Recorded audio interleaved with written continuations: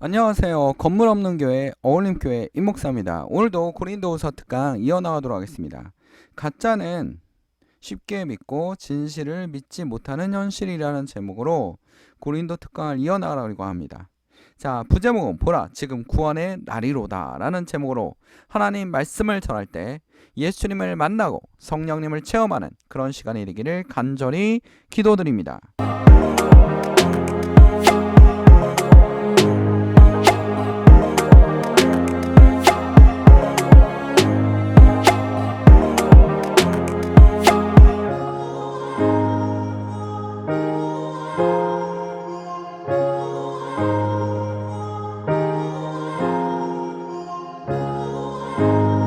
자, 여러분, 현실에서 보면 아이들에게 얘기를 합니다. 부모들은 아이들이 잘 되기를 원하지 않습니까?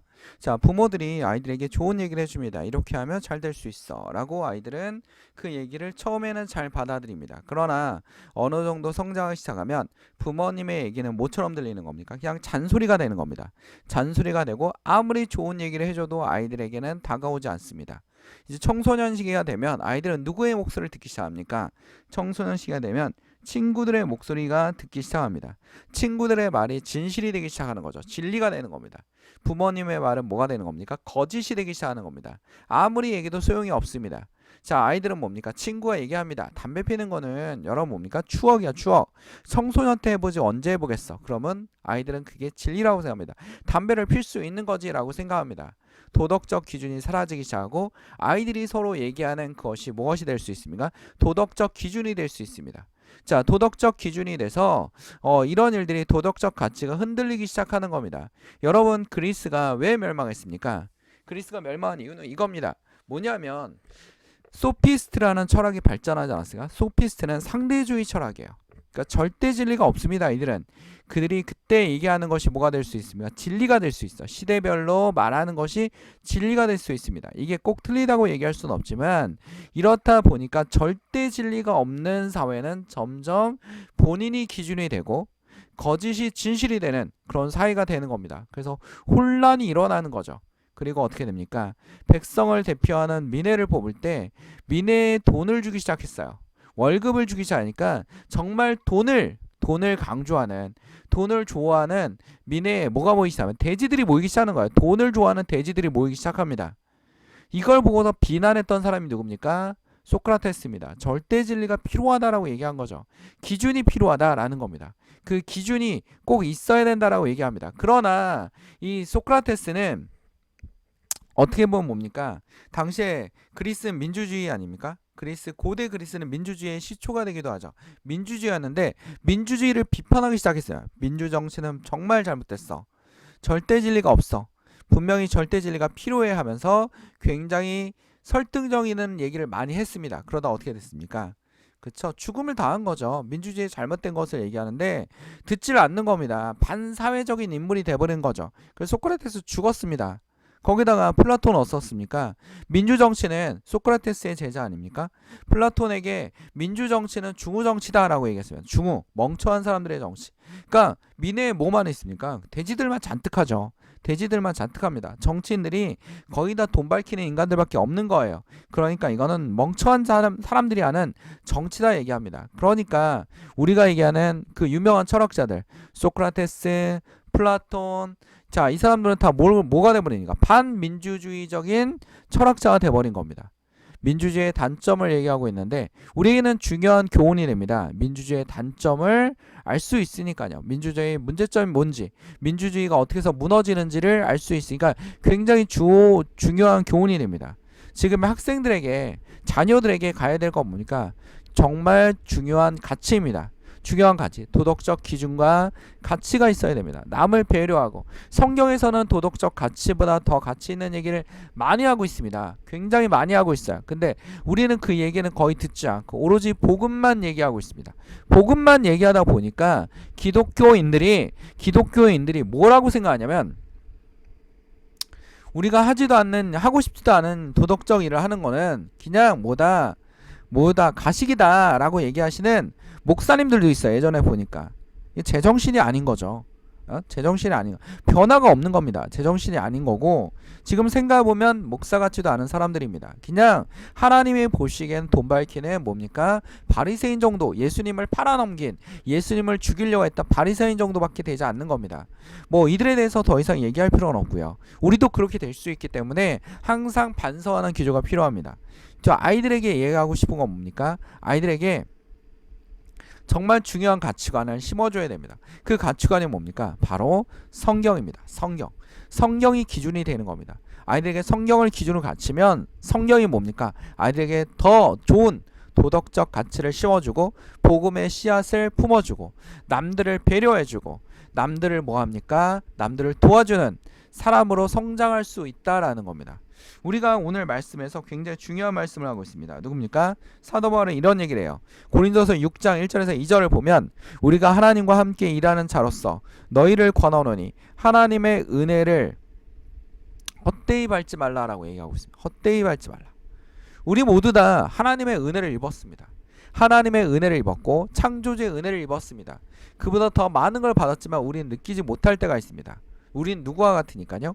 이스라엘 백성들과 같으니까요. 광야에 있는 이스라엘 백성들에게 하나님이 엄청난 은혜를 베푸셨어요. 그들은 그 은혜를 만족하지 못합니다. 그리고 하나님을 자꾸 배신합니다. 그리고 심지어는 가나안 땅에 들어가고 있는데도 가나안 땅을 점탐하고 왔던 사람들의 얘기를 듣고 어떡합니까? 다시 돌아가자. 지도자를 새로 뽑아서 돌아가자. 이집트로 돌아가자. 자꾸 이들은 노예 생활을 그리워하고 있습니다. 노예 생활을 그리워하고 있어요. 노예 생활을 그리워하고 있습니다. 이게 문제점이 뭐냐면 사람들이 혼란에 빠져요. 근데 하나님은 이미 가나안 땅을 뭡니까? 이스라엘 백성에게 주신 거죠. 이미 약속되어 있는 겁니다. 주신 겁니다. 근데도 불구하고 우리 돌아가자. 자꾸 흔들립니다. 마귀가 자꾸 이용하죠. 이런 것들을 이용하고 있습니다. 돌아가야 된다. 그때 하나님이 어떡합니까? 하나님 가나안 땅을 준다고 약속했으니까 반드시 그 뜻을 이룰 수밖에 없습니다. 2절에서 이렇게 얘기하고 있습니다. 사도 바울도 이르시되 이사야의 선지자의 말을 이용하고 있습니다. 내가 은혜 베풀 때 너에게 듣고 구원의 날에 너희를 도왔다 하셨으니 보라 지금은 은혜 받을 만한 때요 보라 지금 구원의 날이로다. 이게 이사야 몇 장에 있냐면 49장 8절에 나옵니다. 여호와께서 이같이 이르시되 은혜의 때에 내가 내게 응답하였고 구원의 날에 내가 내게 도왔도다. 내가 장차 너를 보호하여 너의 백성의 언약으로 삼으며 나라를 일으켜 그들에게 그 황무했던 땅을 기업으로 상속하게 하리라. 황무했던 땅 가나안 땅을 줄 것이다 라고 얘기하고 있습니다. 근데 이스라엘 백성들은 이 약속을 분명히 이미 받았는데도 불구하고 어떻게 흔들립니다. 우리가 여기서 얻어야 될 건 무엇입니까? 반드시 흔들리지 않게 주의 길을 가게 하시고 주님께 순종하게 하시고 흔들리지 않게 하옵소서. 우리의 믿음의 연약함을 주여 돌봐주십시오라고 기도해야 됩니다. 우리의 믿음이 연약합니다. 자꾸 넘어집니다. 세상의 이익을 바라봅니다. 세상의 욕심을 바라보기 시작합니다. 흔들립니다. 라고 하나님께 자꾸 어떡합니까? 의지하는 마음을 표현해야 됩니다. 기도해야 됩니다. 그게 뭡니까? 바로 기도 아니겠습니까? 기도입니다. 여러분 봐봐. 어떤 일이 벌어졌는지 잘 보세요. 중국의 가장 혼란기를 우리 뭐라고 합니까? 춘추 전국시대라 합니다. 춘추 전국시대 때 정말 황금기를 맞았죠. 뭐의 황금기? 학문의 황금기. 굉장히 역설적이지 않습니까? 굉장히 혼란해요.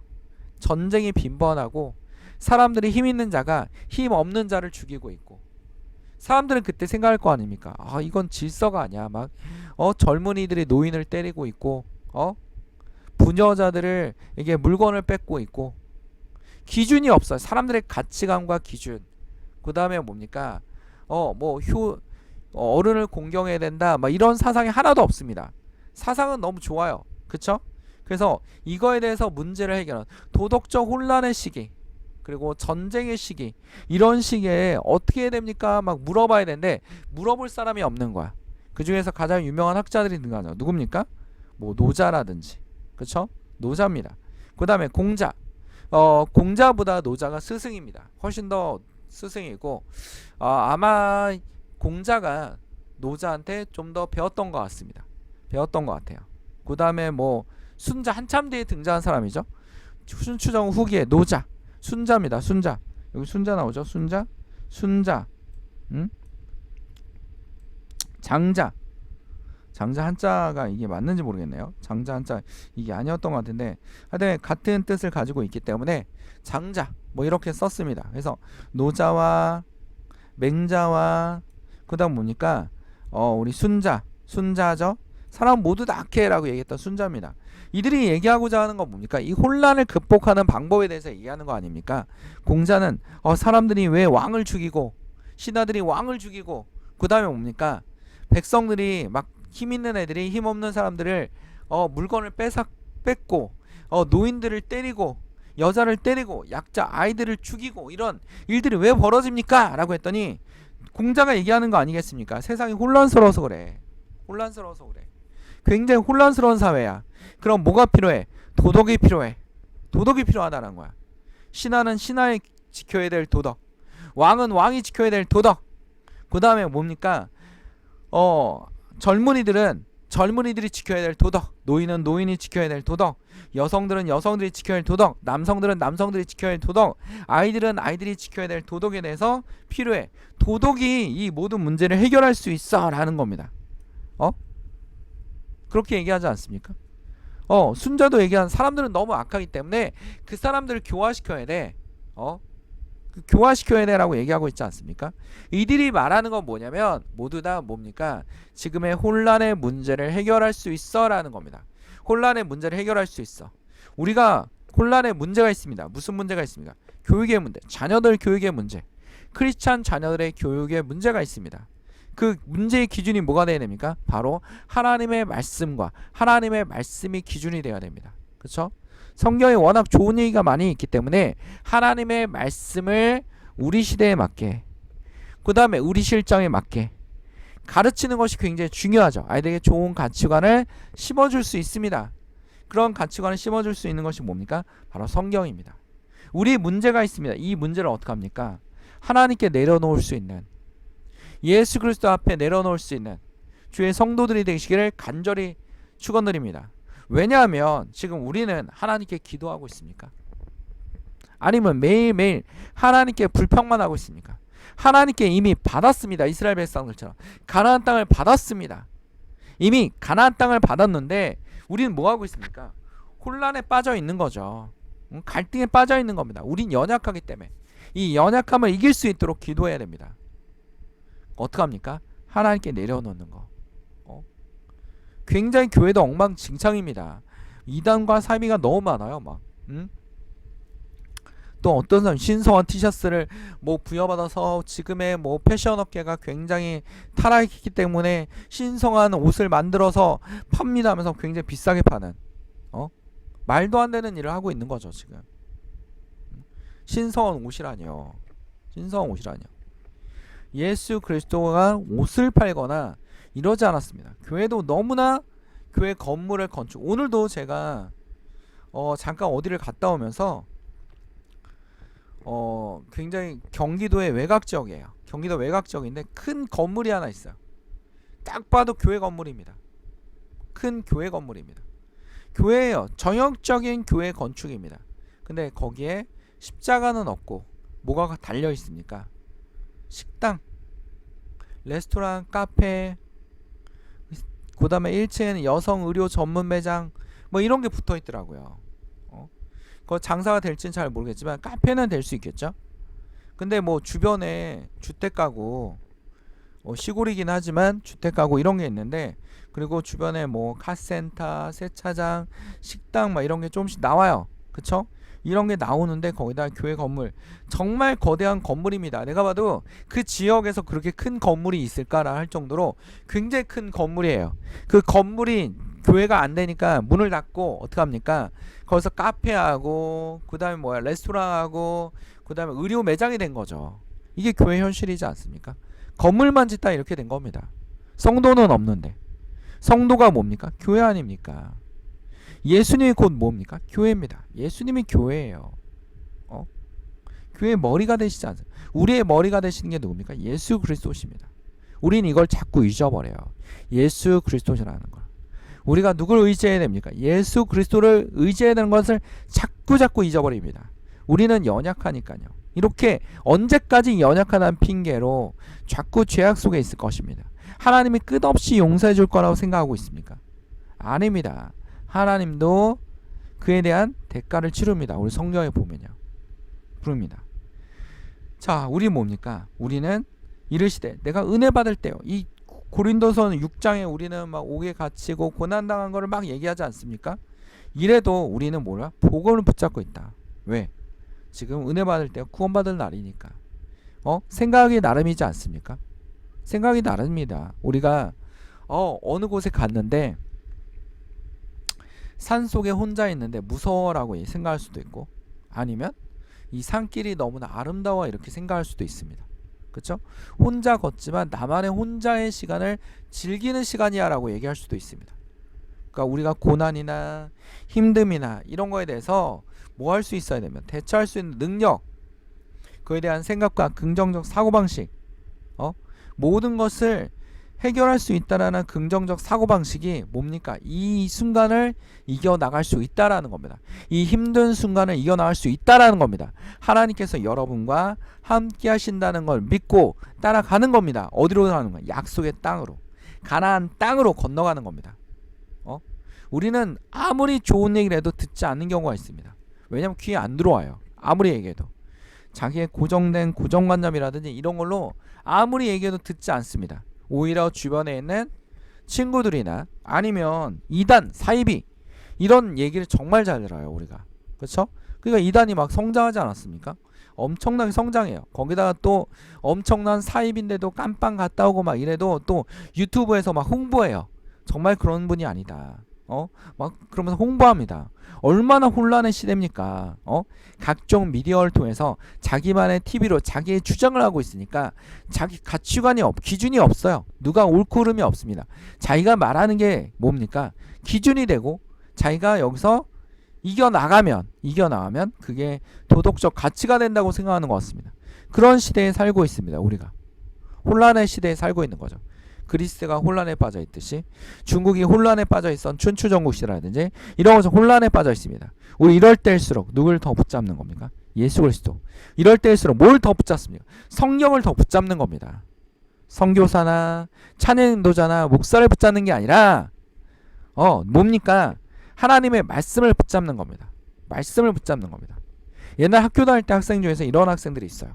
선생님들하고 잘 지내면 선생님들이 그래도 나한테 알맞는 대학을 보내주겠지 하면서 선생님들과 잘 지내는 학생이 있습니다. 그게 꼭 나쁘다라고 얘기할 수 없지만 솔직히 정말 좋은 자기가 원하는 대학에 가고 싶으면 뭘 붙잡아야 됩니까?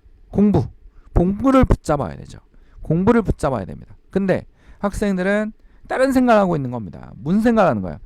나는 공부에 소질이 없지만 선생님한테 잘 보이면 좋은 대학에 원서를 써주시겠지. 그렇죠? 내가 갈 수 있는 대학을 선생님이 알아서 찾아주실 거야. 이런 겁니다. 근데 아닙니다. 핵심은 뭡니까? 핵심은 공부를 붙잡는 거죠. 우리 뭘 붙잡아야 됩니까? 한 손에는 말씀, 한 손에는 기도. 붙잡고 나아가야 됩니다. 목소리로 하나님을 찬양하는 그런 걸 붙잡고 이런 것들을 붙잡고 나갈 때 하나님께서 뭐합니까? 여러분을 붙잡아 주실 겁니다. 그리고 걸어 다닐 수 있는 행동하는 믿음입니다. 뭔가 추진하고 지혜를 달라고 구하고 하나님께서 뭔가 해결해 주셔서 사람을 보내주시던지 아니면 뭡니까? 갑자기 생각지도 않은 일이 벌어진다든지 이런 일이 벌어지고 있을 수 있다라는 겁니다. 그것이 뭡니까? 하나님의 길일 수 있다라는 거죠. 이스라엘도 그렇지 않았어요. 선지자들이 엄청나게 얘기를 했지만 듣지 않았습니다. 심지어는 이사야까지 엄청나게 얘기했지만 우상을 멀리하고 하나님을 붙들라고 얘기했지만 그들은 어떻게 합니까? 많은 선지자를 죽이고 그들의 말을 듣지 않고 죄악에 빠져있고 우상에 빠져 있었습니다. 우상은 현실이니까요. 눈에 보이니까요. 좋은 얘기만 해주니까요. 그것에 붙잡고 있었다는 걸 우리는 꼭 기억해야 될 것입니다. 그렇게 해서 이스라엘이 멸망하고 말았습니다. 남유다가 그래서 멸망하고 말았습니다. 북이스라엘이 그렇게 멸망하고 말았습니다. 그들은 그 얘기를 듣지 않았습니다.